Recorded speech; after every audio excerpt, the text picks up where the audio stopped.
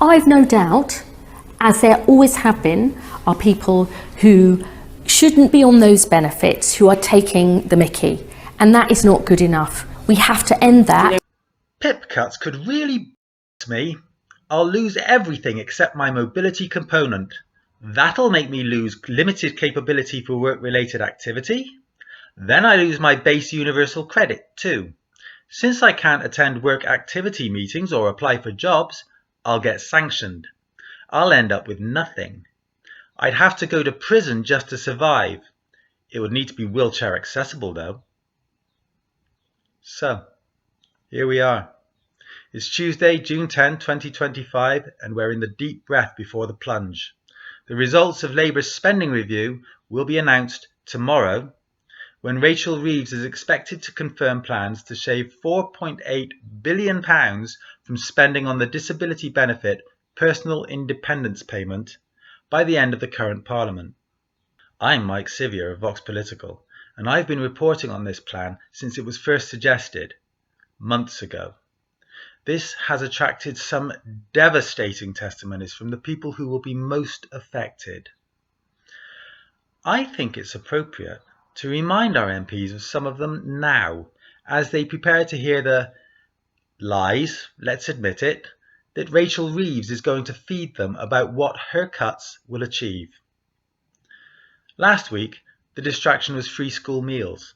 This week, it's the restoration of the winter fuel allowance for pensioners. Well, 3/4 of it.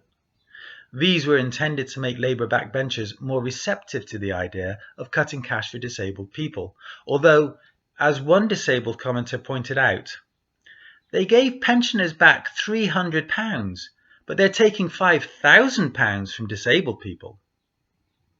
But here's the thing, these cuts won't save any money. They'll simply reallocate the cost somewhere else, to whichever public services will have to take the strain when disabled people can't cope. The National Health Service, obviously. Social services. Carers. It will probably be a long and unhealthy list. So, buy me a coffee. If you donate £20, I'll send you a book, more on that later. And join the Vox Political video mailing list so you never miss out on these clips.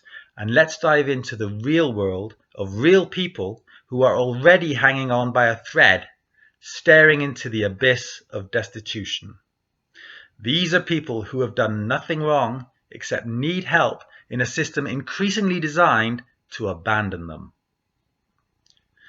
The cruelty of the cuts isn't just in the loss of income, it's in the isolation and the shame that follows, as this commenter clarifies. Sadly, the majority will be starving behind closed doors, like last time, left in shame and destitution as being unworthy and unaffordable. How about this one? I have osteoarthritis, a pacemaker, type 2 diabetes, epilepsy, COPD, mobility problems, and toilet issues. I have to change myself twice a day. I live in temporary accommodation and have for 6 years. There's no cooking facilities, so I live on takeaways and sandwiches. I eat 5 days a week. These cuts are so f***ing evil. This is the daily reality for one man, and it is about to get worse. The safety net is not just frayed, it's being torched, and yet the government pretends there is no alternative. Here's another. We're spending billions on weapons while they make disabled people and children suffer. Why not cut MP salaries instead?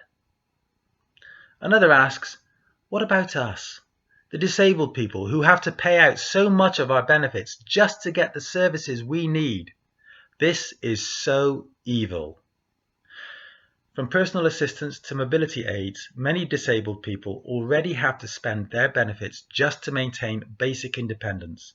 Cuts won't just tighten belts, they'll take away lifelines. She's, that's Rachel Reeves, not backing down on disabled people. What happens now? God, I can't take any more.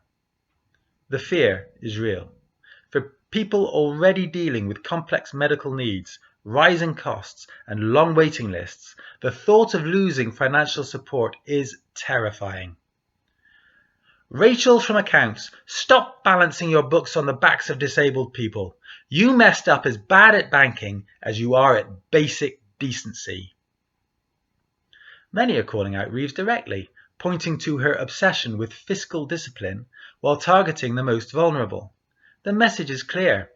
These aren't savings, they're sacrifices made at others' expense.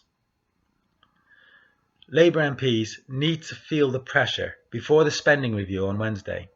Here's how you can help. Contact your MP, especially if they're Labour. Demand they oppose cuts to disability benefits. Share disabled people's stories on social media. You've got a few of them here. Support advocacy groups like Disability Rights UK, DPAC, that's Disabled People Against Cuts, and Inclusion London. Hold the media accountable. Ask why they're not giving this issue the attention it deserves. Disabled people have had enough of being easy targets. As one said, we're not here to balance your budget. We're here to survive. I've been Mike Sivia of Vox Political, and if you found this useful, or if you believe in independent political journalism, help me keep it going.